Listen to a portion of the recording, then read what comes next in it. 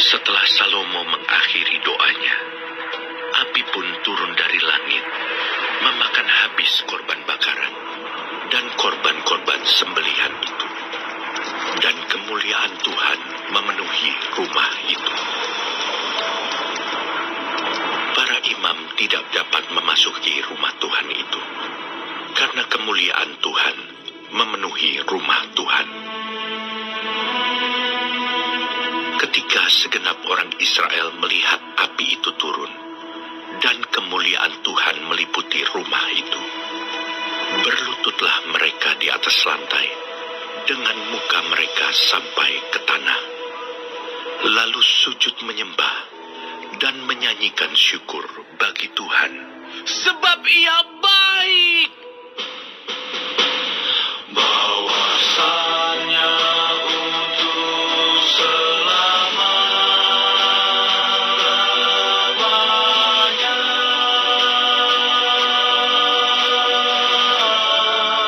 kasih setianya.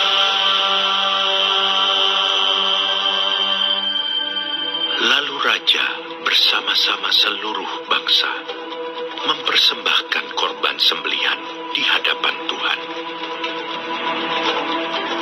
Sebagai korban sembelihan, Raja Salomo mempersembahkan 22.000 ekor lembu sapi dan 120.000 ekor kambing domba.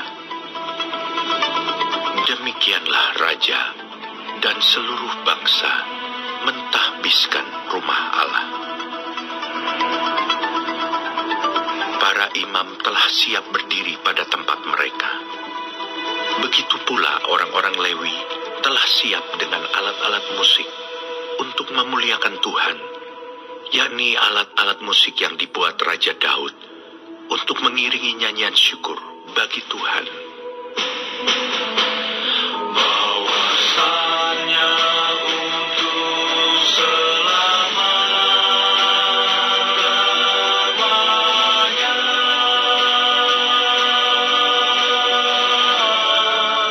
kasih setianya.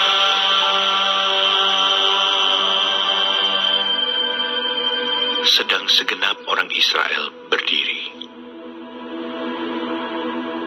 Lalu Salomo menguduskan pertengahan pelataran yang di depan rumah Tuhan.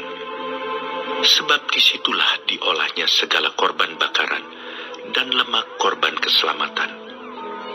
Sebab mezbah tembaga yang dibuat Salomo tidak dapat memuat korban bakaran dan korban sajian dan segala lemak korban. Dan pada waktu itu juga, Salomo mengadakan perayaan Pondok Daun selama 7 hari. Bersama-sama dengan seluruh Israel, suatu jemaah yang amat besar, dari jalan masuk ke Hamat sampai ke sungai Mesir. Pada hari yang ke-8, mereka mengadakan perkumpulan raya, karena mereka telah merayakan pentahbisan mezbah selama 7 hari. Dan perayaan Pondok Daun selama 7 hari. Pada hari yang ke-23 bulan ke-7, disuruhnya bangsa itu pulang ke kemah-kemah mereka sambil bersukacita dan bergembira atas kebaikan yang telah dilakukan Tuhan kepada Daud, kepada Salomo, dan kepada orang Israel, umatnya.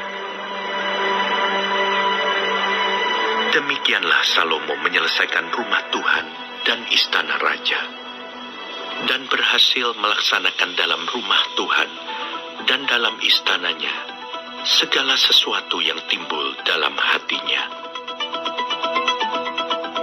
Kemudian Tuhan menampakkan diri kepada Salomo pada malam hari, dan berfirman kepadanya, "Telah kudengar doamu, dan telah kupilih tempat ini bagiku sebagai rumah persembahan.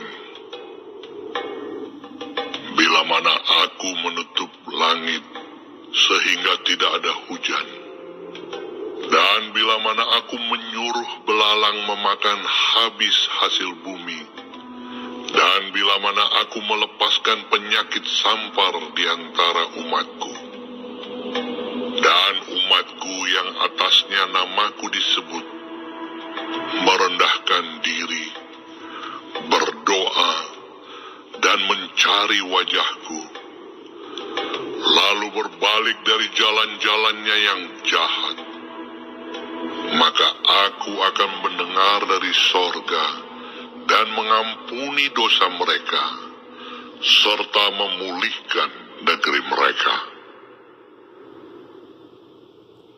Sekarang mataku terbuka, dan telingaku menaruh perhatian kepada doa dari tempat ini. Sekarang telah kupilih dan kukuduskan rumah ini, supaya namaku tinggal di situ untuk selama-lamanya. Maka mataku dan hatiku akan ada di situ sepanjang masa. Mengenai engkau, jika engkau hidup di hadapanku, sama seperti Daud ayahmu, dan berbuat sesuai dengan segala yang kuperintahkan kepadamu, dan jika engkau tetap mengikuti segala ketetapan dan peraturanku, maka aku akan meneguhkan tahta kerajaanmu, sesuai dengan perjanjian yang telah kuikat dengan Daud ayahmu, dengan berkata, takkan terputus keturunanmu yang memerintah atas Israel.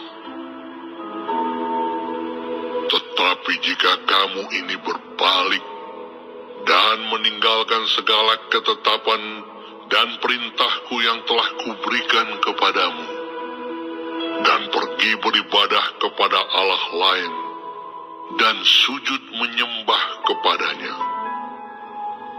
maka aku akan mencabut kamu dari tanahku yang telah kuberikan kepadamu, dan rumah ini yang telah kukuduskan bagi namaku akan kubuang dari hadapanku, dan akan kujadikan kiasan dan sindiran di antara segala bangsa.